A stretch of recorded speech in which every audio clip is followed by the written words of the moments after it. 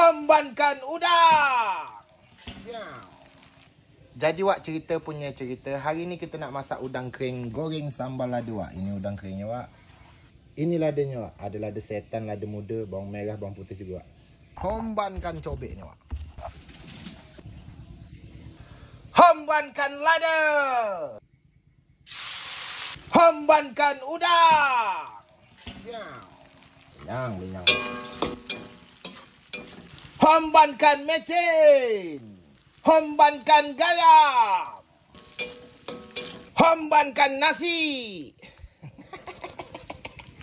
Hembankan sagu lagi, Wak. Sagu tak boleh tinggal, Wak.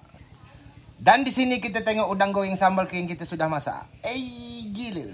Menyala, Wak.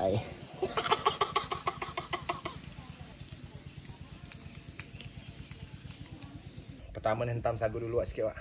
Bismillahirrahmanirrahim. Udang kering Wak.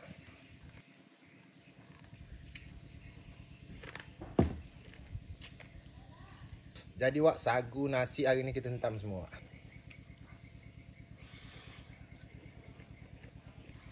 Ada pula terpandang timun. Boleh kenyang betul.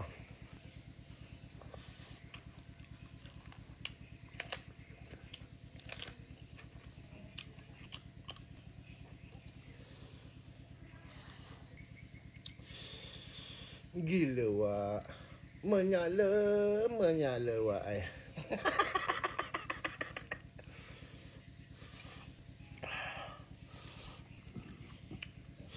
Belum kenyang ya Wak, tambah sagu ya.